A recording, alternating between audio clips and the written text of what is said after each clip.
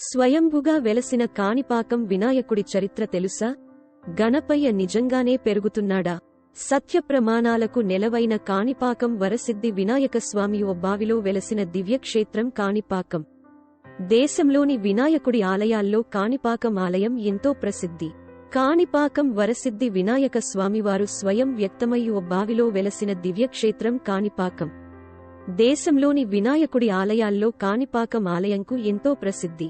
ఇక్కడ వెలసిన స్వామివారు భక్తుల కోర్కెలను తీర్చే కొంగుబంగారమై బాసీలుతున్నారు.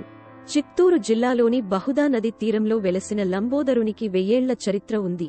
పూర్వం విహారపురి అనే ఊరిలో ధర్మాచరణ పరాయణులైన 3 అన్నదమ్ములు వ్యవసాయం చేసి జీవనం సాగించేవారు. ఒక్కొక్కరు ఒక్కో వైకల్యంతో జన్మించారు. అందులో పెద్దవాడికి కళ్ళు కనపడవు, రెండవవాడికి మాటలు రావు, చివరివాడు చెవిటివారిగా జన్మించారు. కొన్నాళ్లకు ఆ ఊరిలో తీవ్రమైన కరువు తాండవిస్తుంది. దీంతో అక్కడి ప్రజలు సంక్షోభంతో అల్లాడిపోయారు. ఆహార కొరత తీవ్ర స్థాయిలో ఏర్పడుతుంది.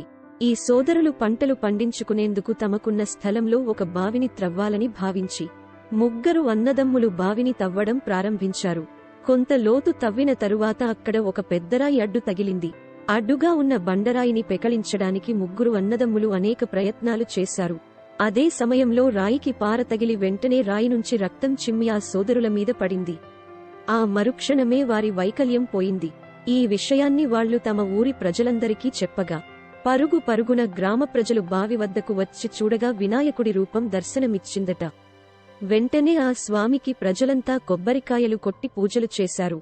ఆ కాయల నుంచి వచ్చిన నీరు ఎకరం కాని దూరం పారిందట. అలా విహారపురికి కాణిపారకం అని పేరు వచ్చింది. క్రమేణా అదే పేరు కాణిపాకంగా మారింది పురాణాల ద్వారా తెలుస్తోంది.